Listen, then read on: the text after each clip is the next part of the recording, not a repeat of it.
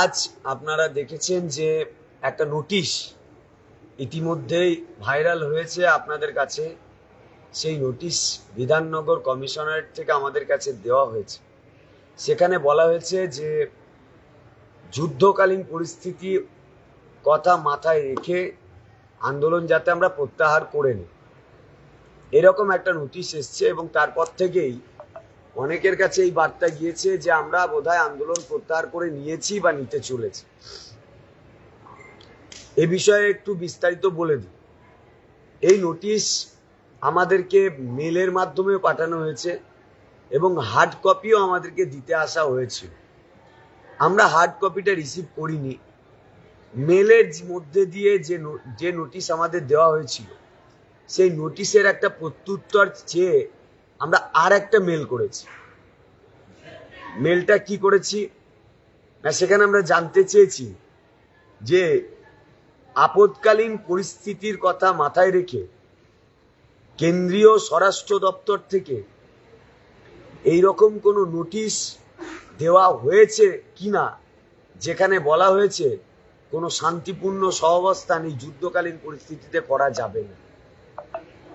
যদি এইরকম কোনো নোটিশ দেওয়া থাকে তাহলে সেই নোটিশের মেমো সহ বা সেই নোটিশটা আমরা তাদের কাছে চেয়েছি। এবং পাশাপাশি আমরা এটাও জানতে চেয়েছি, শান্তিপূর্ণ সহাবস্থান করা বা অবস্থান চালানো এটা তো আমার সাংবিধানিক অধিকার। তো এইরকম যুদ্ধকালীন পরিস্থিতি অনুযায়ী সেটা কি পরিবর্তন হয়েছে বা সেটা কি এই মুহূর্তে আমাদের দেওয়া যাচ্ছে না, এই সম্পর্কিত কোনো বিজ্ঞপ্তি কি জারি হয়েছে?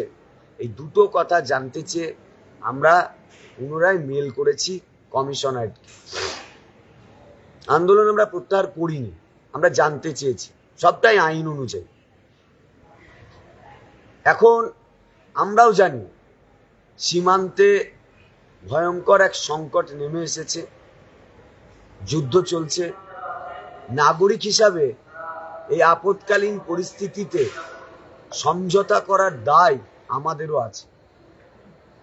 আমরাও জানি নাগরিক হিসাবে যুদ্ধের ক্ষেত্রে যে কোনো রকমের কোঅপারেট, যে কোনো রকমের সহযোগিতা আমাদের তরফ থেকে থাকবে এবং আমরা নিশ্চয়ই তার অন্তরায় হয়ে উঠব না। সেই জন্যই আমরা লং মার্চের মতো প্রোগ্রামগুলোকে ক্যান্সেল করেছি, যুদ্ধের কথা মাথায় রেখেই। তো তারপরে একটা ঘুপচি একটা জায়গা, সেই ঘুপচি জায়গায় এসে আমরা আমাদের অবস্থান চালাচ্ছি। এখানে যুদ্ধের সঙ্গে কোনো সম্পর্ক নেই, তো আমরা এটা চালাচ্ছি। তো স্বাভাবিকভাবেই সেই পরিস্থিতি যদি আসে এবং যদি আমাদের সমঝোতা করার প্রয়োজন হয়, আমরা তো শিক্ষক, আমরাই সবার আগে বইয়ের পাতা খুলে প্রথম পর্বে সংবিধানের প্রস্তাবনা অংশটাকে পাঠ করাই ছাত্রদের। ফলে সংবিধান প্রতি, আইনের প্রতি এবং দেশের প্রতি ভালোবাসা আমাদের চূড়ান্ত রকমের আছে। আমরা পাঠ্যক্রমের মধ্যে দিয়ে দেশপ্রেম আমরাই ছাত্রছাত্রীদের মনে প্রথম বপন করি। তাই যুদ্ধের পরিস্থিতি যদি এরকম হয় আর আমাদের থেকে সহযোগিতা পাবে না, আমাদের কাছে আমাদের চাকরিটাই বড় হবে এমন নিশ্চয়ই নয়। কিন্তু যদি যুদ্ধের কথা দিয়ে একটা অজুহাত দেখিয়ে আমাকে আমার এই সংকটময় পরিস্থিতি থেকে উঠিয়ে দেওয়ার চেষ্টা হয়, তাহলে সেটারও প্রতিরোধ আমাদের করতে হবে। তাই আমরা তাদের কাছে, তারা আমাদের লিগালি জানতে নোটিশ পাঠিয়েছে, আমরা তাদেরকে লিগালি জানতে চেয়েছি। তাই এই মুহূর্তে আমাদের কাছে আন্দোলন প্রত্যাহার করার কোনো জায়গা নেই। আমরা এই মুহূর্তে আন্দোলন প্রত্যাহার করিও নি। আমরা এই মুহূর্তে আমাদের সরকারের সঙ্গে বারবার সংযোগ স্থাপন করতে চেয়েছি। তাদের তরফ থেকেও তো আমরা কোনো কোঅপারেট পাইনি, সহযোগিতা পাইনি। আমরাও তো জানতে চাই, রিভিউ পিটিশন একটা আমাদের একদম বলা যায় ভেন্টিলেশনে আমরা আছি, যে কোনো সময় চিতায় উঠতে পারি। একটু ভালো ট্রিটমেন্ট হলে আমরা তো আবার নবজীবন লাভ করতে পারি। তাই আমাদেরও তো এখানে জীবন মরণের প্রশ্ন, তাই এটাও তো আমাদেরও জীবন যুদ্ধ। তাই সেই জায়গায় রিভিউ পিটিশন নিয়ে সরকারের পদক্ষেপটা কি বা কোন জায়গায় আছে, সেটাও তো আমাদের জানা দরকার। তাই সেই জন্যই তো আমরা এখানে বসে আছি। এখন আকস্মিক নোটিশ দিয়ে পরীক্ষার প্রস্তুতি শুরু করে দেওয়া হচ্ছে কিনা ভিতরে ভিতরে, সেটাও তো আমাদের জানা দরকার। কারণ ইতিমধ্যে তো সরকার কথা রাখেনি।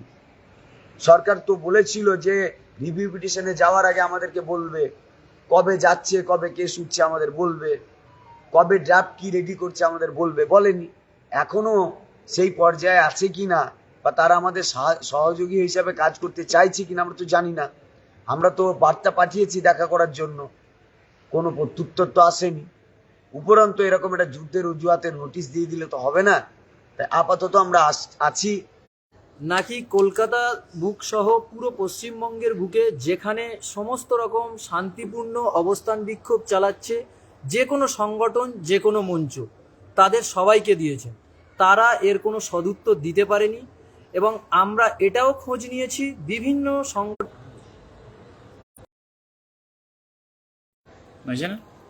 কোনো সংগঠনের আন্দোলনে এইরকম কোনো নোটিশ পাঠানোর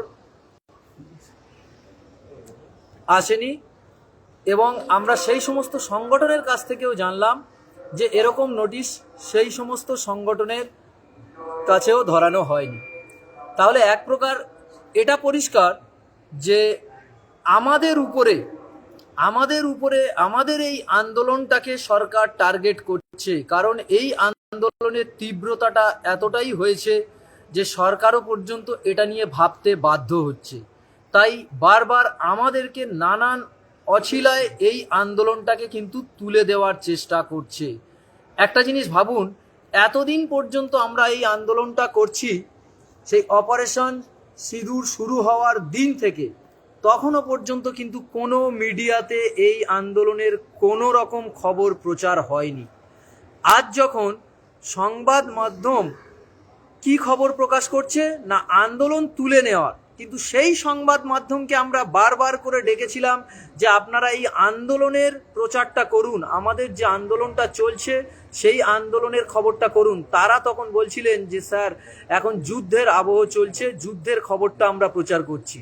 সেই মিডিয়াগুলোকে আমরা প্রশ্ন করছি, যখন যুদ্ধের আবহ চলছে তাহলে এখন কেন আন্দোলন তুলে নেওয়ার খবরটাকে আপনারা হাইলাইট করছেন? তাহলে এটাও কিন্তু এক প্রকার আপনাদের বোঝার সময় এসেছে যে মিডিয়া বড় ফ্যাক্ট নয়, আপনাদের কিন্তু মাটি কামড়ে বসে থাকতে হবে, একদিন না একদিন খবর হতে বাধ্য। তাই আমরা বলছি আপনারা সবাই আসুন। এরকম কোনো রকম নোটিশ আর কোনো সংগঠনকে ধরানো হচ্ছে না, শুধুমাত্র এই যোগ্য শিক্ষক শিক্ষিকা অধিকার মঞ্চকে ধরানো হচ্ছে। কেন ধরানো হচ্ছে সেটা ভাবুন, বাকিটা অমিতদা আমাদের বলবে। মেহবুব আর রজত বলেছে যে আন্দোলন তুলে নেওয়ার জন্য একটা নোটিশ দিয়েছে। এই ধরনের নোটিশ ওরা প্রায়ই দিয়ে থাকে, এটা নিয়ে আমরা উদ্বিগ্ন নই বা আপনার এটা নিয়ে কিছু ভাবনা চিন্তাও করছি না। তো আমি সবার উদ্দেশ্যে বলবো, আজকে অনেকেই উপস্থিত আছেন, কিন্তু আমরা চাইছি সংখ্যাটা বাড়ুক। আপনারা বাড়ি থেকে বেরিয়ে আসুন, কেননা বাড়িতে বসে আন্দোলন হয় না। আর যারা বেশ কয়েকদিন ধরে থাকছে, আপনারা যদি আসেন তারা একদিন অন্তত বিশ্রাম পাবে। তো সেই জন্য বলছি আন্দোলনটাকে জারি রাখুন, কেননা এটা লড়াইটা শেষ পর্যায়ের দিকে যাচ্ছে। আর দেশের যে এখন জরুরি অবস্থা সেটার দিকে আমরা নজর রাখছি।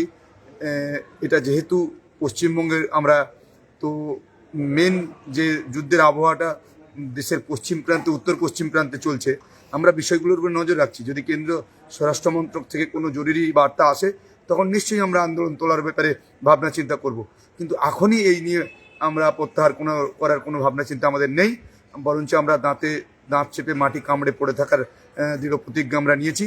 সেই প্রতিজ্ঞাকে বাস্তবায়িত করতে গেলে, সাফল্যমণ্ডিত করতে গেলে আপনাদের সাহায্যের প্রয়োজন। আপনারা সবাই আসুন, এই আহ্বান জানাচ্ছি। আশা করি এই প্রতিশ্রুতি আপনারা রাখবেন। রাকেশ কিছু বলছে। দেখুন, যুদ্ধকালীন পরিস্থিতি একটা তৈরি হয়েছে, এটাকে আমরা অস্বীকার করছি না। কিন্তু আমরা যতটা জানি যে যদি জরুরি কোনো অবস্থা তৈরি হয় তাহলে হয়তো সবথেকে প্রথম সেটা কেন্দ্রীয় রাষ্ট্রীয় মন্ত্রক থেকে একটা নোটিশ আসে। সেরকম নোটিশ আমাদের কাছে এসে পৌঁছায়নি।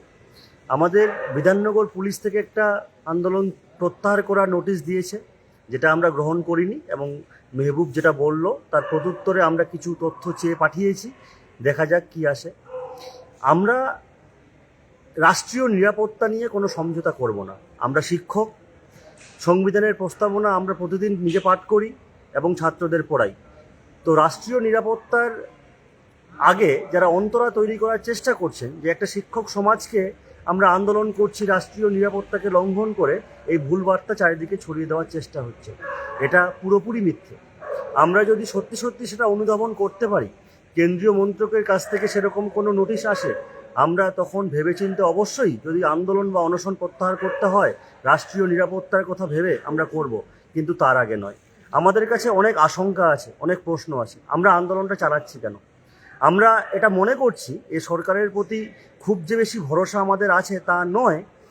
আমরা মনে করছি আমরা আন্দোলনটা তুলে নিলে সঙ্গে সঙ্গে হয়তো পরীক্ষার একটা নোটিফিকেশন চলে আসবে, এবং এই গভীর ষড়যন্ত্রেই হয়তো গভর্নমেন্ট বা বিধাননগর পুলিশ আমাদের সঙ্গে খেলছে। তাই আমরা আপাতত আন্দোলন তুলছি না, এটাই আমাদের মঞ্চের সিদ্ধান্ত। এবং আপনাদের অনুরোধ, যে সংখ্যক পিটিশনার আজকে রাস্তায় শুয়ে আছেন 2 দিন যাবৎ, এর অনেক বেশি পিটিশনার আমাদের প্রয়োজন। আমরা মনে করছি আমাদের ওপরে হয়তো রাষ্ট্রীয় শক্তি, রাজ্যের শক্তি, পুলিশ প্রশাসন আমাদের আবার বাধার অন্তরায় আসতে পারে। আপনারা সকলে আসুন, এটা আপনাদের আহ্বান জানাচ্ছি। এবং সকলে আসার পর আমাদের আন্দোলনের প্রতাপ আরও তীব্রতর করতে হবে। আমরা বিভিন্ন রকম কর্মসূচি গ্রহণ করছি। আপনারা অবশ্যই যে যেখান থেকে পারুন ছুটে আসুন।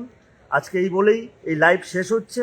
কথা একটাই, যে নোটিশটা এসেছে সেই নোটিশটাকে আমরা সাময়িকভাবে প্রত্যাখ্যান করেছি এবং আন্দোলন চলবে।